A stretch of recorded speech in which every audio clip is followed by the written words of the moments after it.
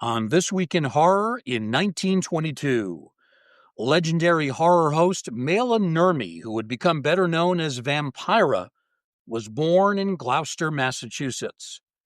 In 1954, Nurmi became the first of television's horror hosts, signing on with KABC in Hollywood as the late-night personality for a weekend horror showcase.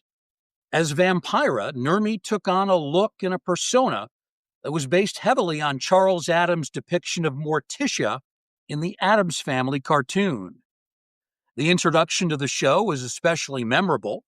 It began with a fog-filled back alley, empty at first, but then revealing a strangely dressed woman slowly approaching the camera.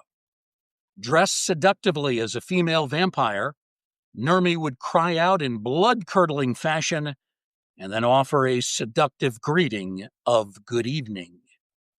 Nurmi's figure only accentuated her costume.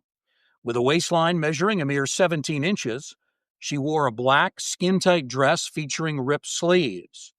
She also sported fingernails that looked like they came from Nosferatu's Count Orlok. Appearing during commercial breaks of the late-night horror movies, Vampira never talked specifically about the films, but instead relied on prearranged skits that made reference to her ghoulish lifestyle, while also emphasizing campy humor and double entendres that were somewhat risque for the time period of the 1950s. The Vampira show lasted for only one season, but Nurmi continued to make public appearances as the character, and even appeared in the 1957 film directed by Ed Wood, the infamous Plan 9 from Outer Space.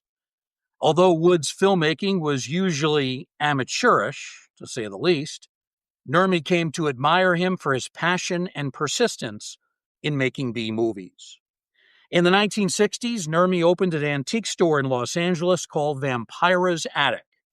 She continued to make public appearances into the 1990s and sold original art and memorabilia on her website until her passing in 2008. The Ghostly Gallery podcast fondly remembers Vampira, Maila Nurmi.